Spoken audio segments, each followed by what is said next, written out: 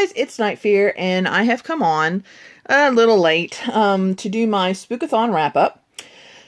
I only got 2 books read, but they actually fit 3 of the challenges, so that's a win. I am going to kind of show you something. I was originally going to read Pride, Prejudice, and Zombies for the spooky word in the title. But then I was looking around on my library's ebooks, and I discovered that actually there was another author who wrote a book before this one and a book after this one. So I wanted to read the first one before I read this one. So I didn't get this one read. But instead I read Dawn of the Dreadfuls. And so Dreadfuls is my spooky word. And it's by Steve Hawkinsmith.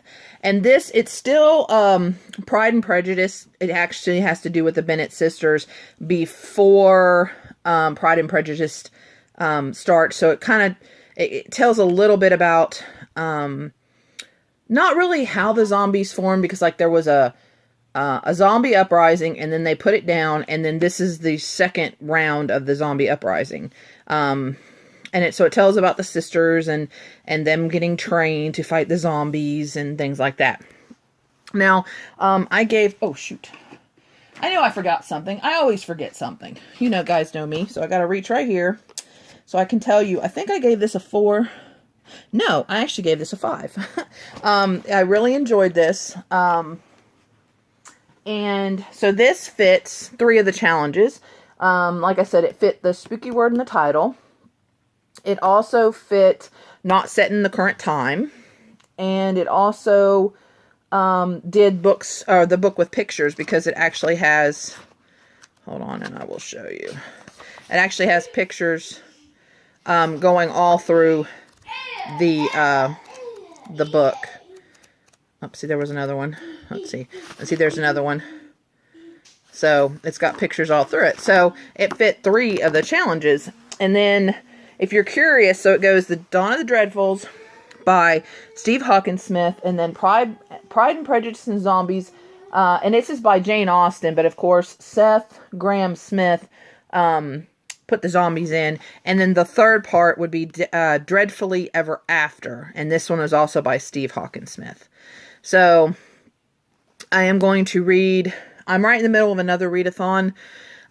So as soon as that's done, I'm hopefully going to get to read this one and then this one, so I can finish this series off. Still loving my zombies. I don't know. But anyway, if you like the writing, because it's still that kind of writing of Pride and Prejudice, it has that feel. So if you like that and you like zombies, combine them and get this book. It's really, really good. Really, really good. I highly recommend it. And then the second book that I finished, yes, I only finished 2, was for Rita Thriller, and that was The Bird Eater by Anya Alburn. This is because I was going to read Brother by her, and I didn't get to it. Still planning on reading it. It's still on my TBR for whenever I can get to it. But I did finish this one, and oh my goodness, this book was so good. I mean, the first chapter, basically you read about 2 people dying and experience a person dying. So that's in the first chapter, so 3 people die.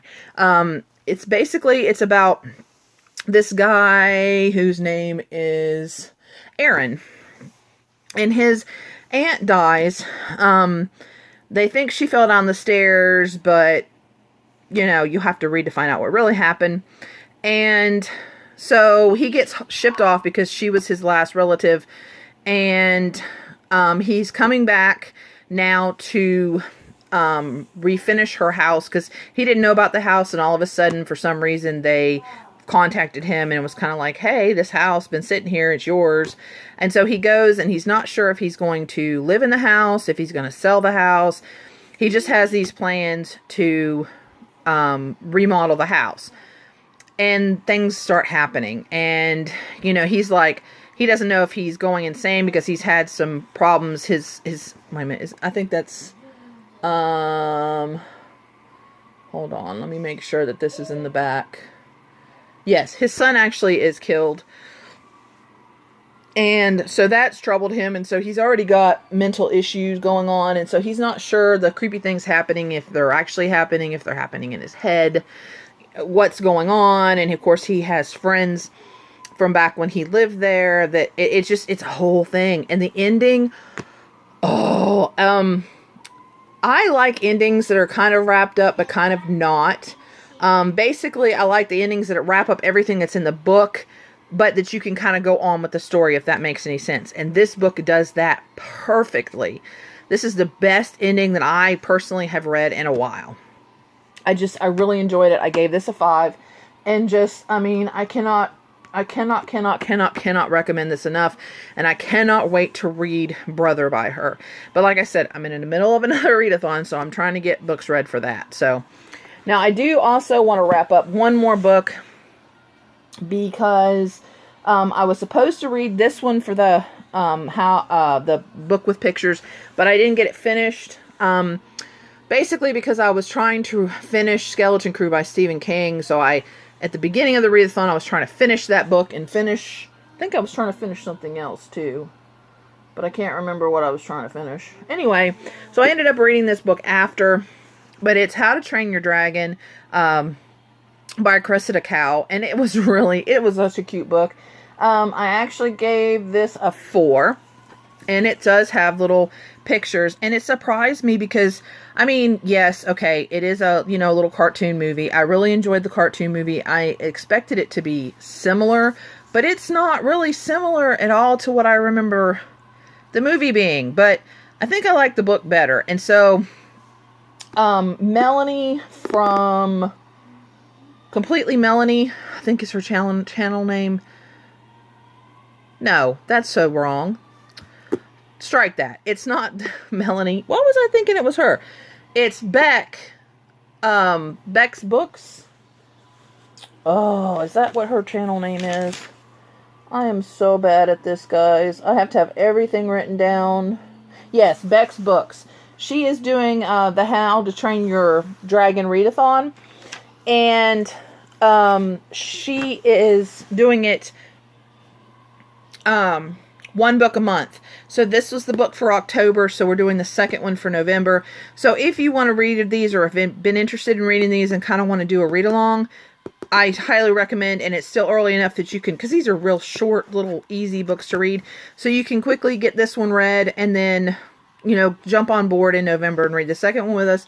She's doing a live show, I believe the 28th of October, to talk about this book. So there we go. And so sorry that I had a brain and mixed up my channel, people. I watch way too many booktubers. Well, no, not really, but I don't know where I was going with that. But anyway, so unfortunately I only read and finished 2 books, but did finish 3, but just only 2 in time. So I don't know. Spookathon was great. I really enjoyed it. I will participate next year. Really love getting to read spooky books. And let me know if you've read these or interested in reading these. I'm really curious to see what your thoughts are. And I will be having a zombie recommendation video very soon. I've got several. Just need to figure out if I need to check back out the books from the library and show you, or if I just want to do it on my Kindle. Okay, guys, that's it of my rambling for today. Thank you so much for joining me, and please remember to always be kind to each other, and I'll see you again next time. Bye!